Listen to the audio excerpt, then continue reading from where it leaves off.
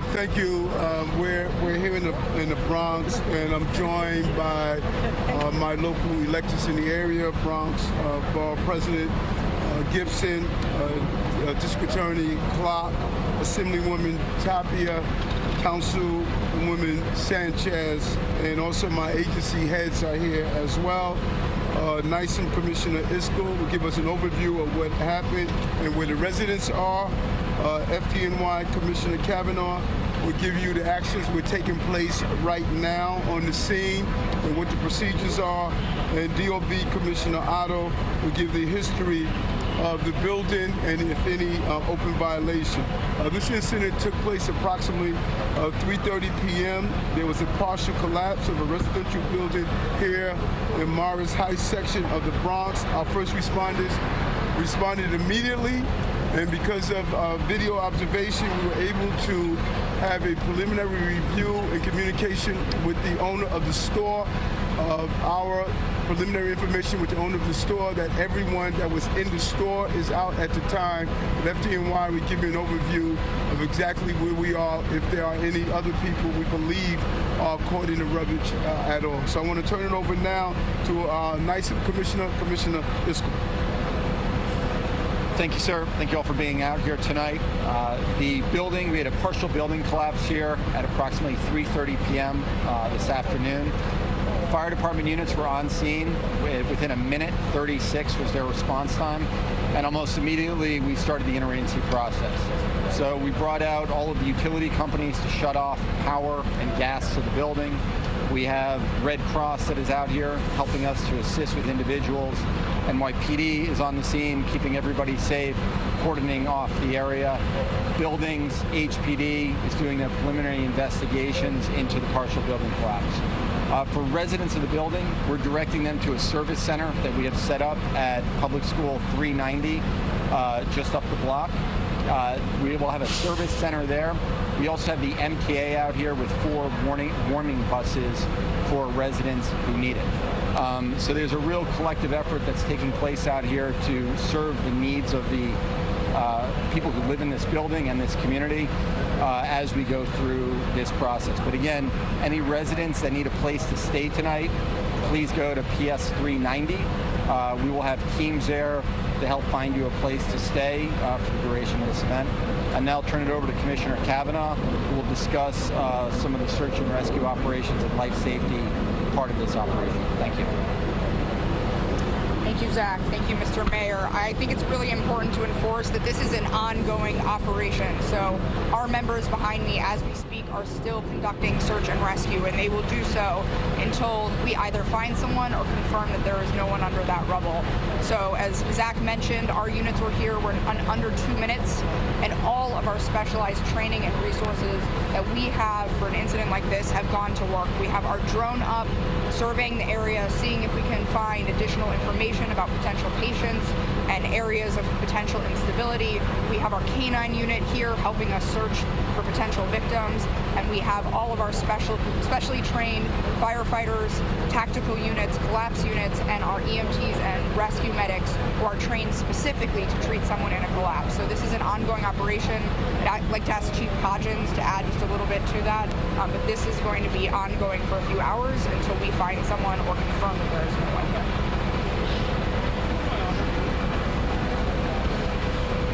Good evening. As the Commissioner stated, we arrived in 1 minute and 36 seconds. We immediately evacuated the building, got all the residents out, and started to concentrate on the debris pile in front of the building, working that and trying to search for any victims. We had dogs do searches, and at this time, we are, that is our main objective, is to get to the bottom of that pile. We'll be here until we're down to the street level, just to make sure if there are any victims under there, hopefully we could get to them in time. But it's an ongoing operation.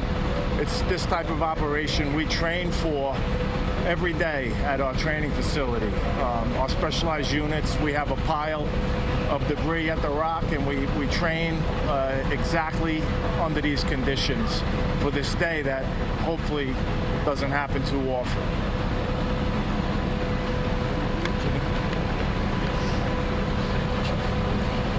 This is a 1927 building. It's 7 stories. Any building that's higher than 6 stories falls within the jurisdiction of our facade law in New York City.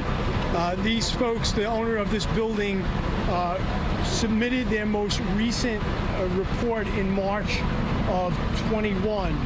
That report did find unsafe facade conditions, 7 of them. Mortar that was deteriorating, cracked bricks. There is an active permit, a permit that's valid until next summer. Work was being done on this building as recently as a few days ago. I know you'll be interested in the history of the building in terms of violations. There are 7, right now we see 7 open violations, 5 ECB, 2 DOB, but they are not structural violations. It has to do with the sidewalk shed, the fact that it didn't have proper lighting, etc. There are drawings that were submitted as part of the process to pull the permit that speaks to the part of the right lower corner that is collapsed. So obviously we'll take a strong look at that. Our engineers and our inspectors hope to be able, once given the green light from FDNY, to get in the building and the second part of the H building to do an inspection, and we'll have more answers after that. We feel a few questions.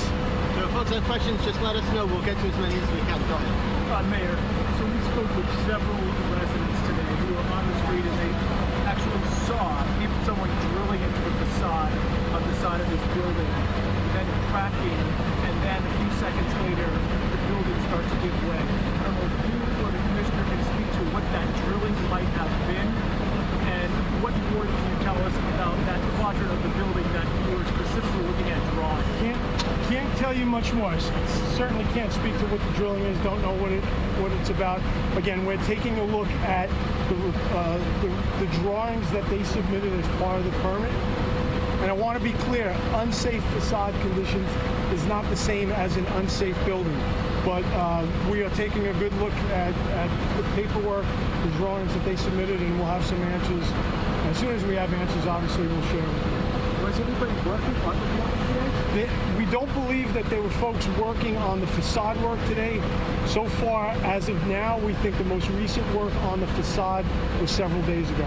Okay, we got other questions. Folks, I need you to raise your hand if you have questions so we know who's speaking, because it's hard to hear. Go ahead. Can you give us a little more information on the search and rescue efforts? Yes, in the front of the building where the building collapses, there's a large debris pile. And we don't know if anybody's trapped under there. Hopefully not. But what we're doing is we're tunneling in to that debris pile as safely as we can. Firefighters right now are in a dangerous position. We don't know what caused this corner of the building to come down, and we don't know if any more of it's going to come down. But we're searching for life, and that's our main objective at this time. Someone who works at the bodega said that people were working on the sidewalk shed. Do you know that? Have you confirmed that? And have those people been accounted for? I don't have any information on that work, so I can't really comment on it. Yes, we have other questions. About how long were you wait for reports of missing people until you determined that everyone is accounted for? What is the timetable for There is no timetable. We will search the whole debris pile until every piece is picked up and we can see that whether there's anybody there or not. Good. Anyone else? Okay. Thanks, everyone. Thank you, everybody.